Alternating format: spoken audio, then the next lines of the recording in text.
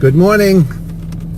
Hey, I hope your day is going well so far. It's John at the Landlord Protection Agency and a kitchen sink lease.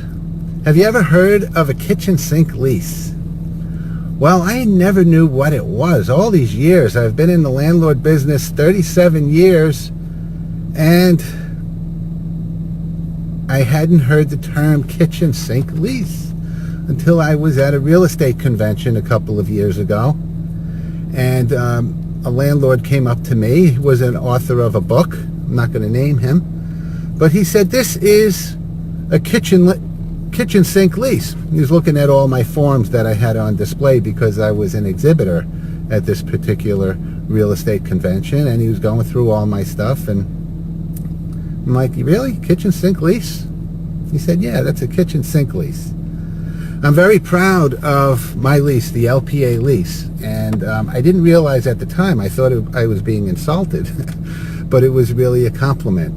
And I wanted to tell you today about my lease, and also to let you know that your lease is a very important line of defense and line of protection as a landlord when you're renting to tenants. And I said in my post, are you the type of landlord who likes to collect rent? And of course you are, of course. But you wouldn't know it by the way some landlords conduct their business in property management and how they deal with their tenants. So many of them prefer to deal with their tenants as if they're friends. And it just doesn't work that way. You can't be. I mean, you can be friendly, but you can't break down the business barrier, because being a landlord and wanting to collect rent, you just have to face the fact that it is a business. It's not a charity. It's not a friendship. You're not doing it for the fun. You're not doing it because you love helping people. I mean, you can love people and help them, but it's not about that. If you need to make a mortgage payment, you need to pay your bills, and you're depending on that rent, you've got to remember that this is a business. So years ago, I created a lease where I didn't realize it was going to be called a kitchen sink lease, but I created a lease agreement that can be called a kitchen sink lease. And I didn't realize it at the time, but that man meant it in a positive way, because the lease has everything in it, including the kitchen sink. And that's the way I want it. I want the lease to be all-inclusive, to place the most responsibility possible upon the tenant. If you're just tuning in now, my name's John Nuzzolese from the Landlord Protection Agency. I've been in the landlord business since 1979, and the Landlord Protection Agency has been a major website in this country and serving landlords all over the U.S. and Canada for the last 17 years, just about.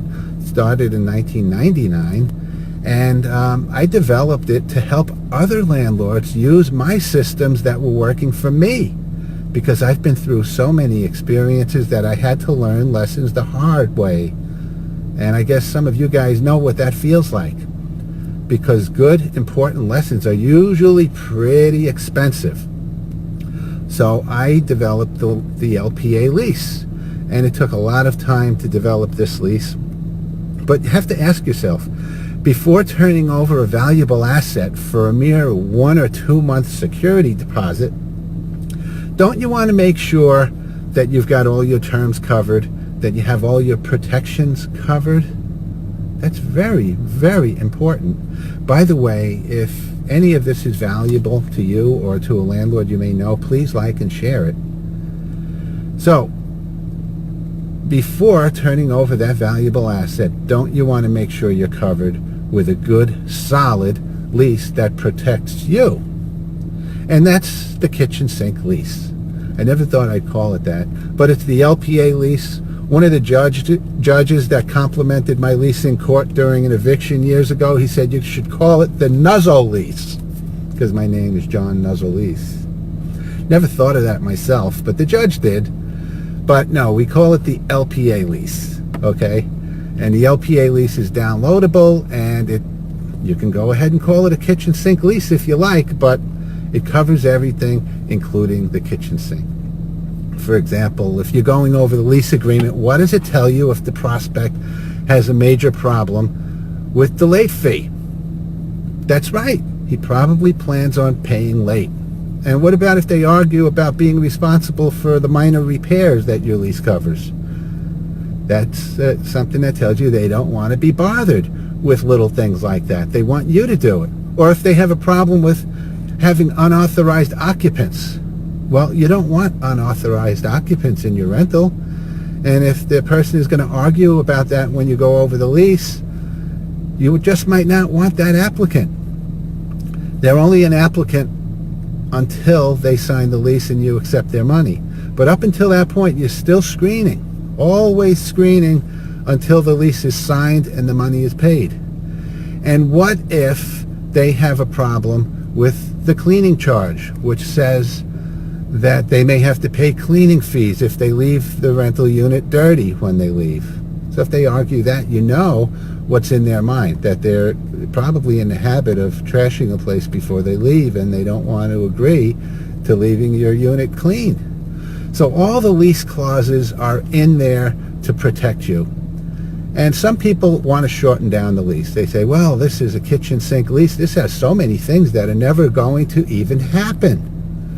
And maybe they won't. If you've screened the tenants properly, checked their credit, and they have a good renting history and a good bill paying history, chances are all this extra protection in your lease agreement isn't necessary because you're not going to need it.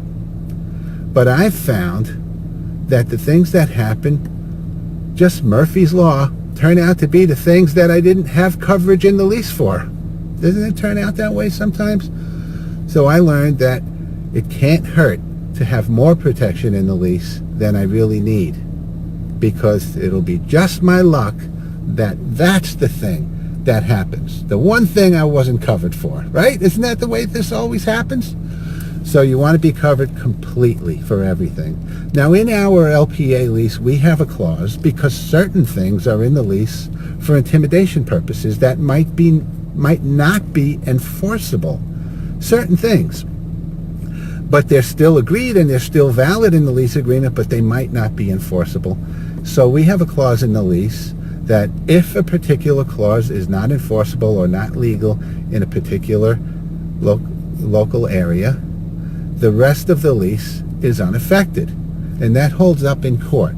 So if a judge finds a problem with anything that's not enforceable, or they want to declare something illegal that's in the lease, the rest of the lease is enforceable and you can still enforce your lease. Now that is really just for your protection, just in case, but our leases are all state specific and comply to all the state laws. So that's a pretty cool thing. So you want a good solid lease, a kitchen sink lease if they want to call it that, but you want to have coverage for more things than you may need, because it's better to have more coverage than less coverage. Some people cross out things in the lease. They just let the tenant chop your lease apart, take things out, and then you sign it. No, don't do that. Don't do that. Don't let the tenant chop your lease apart. If they do that, tear it up. Just rip it up if they cut your lease apart and start making changes, because that tenant has a problem with complying to your terms. And you only want to rent to a tenant who is going to abide by your terms. You're the landlord.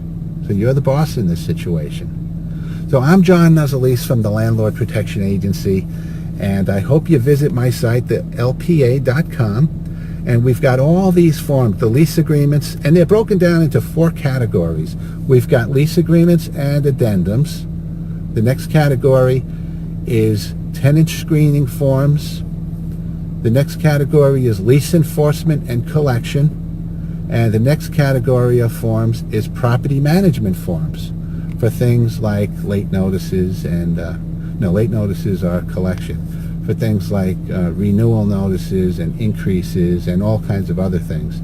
So check it out if you need any of that protection. But always remember, if you're a landlord who wants to collect the rent, you need to be protected, and you have to have well-defined terms in the agreement, in your lease agreement.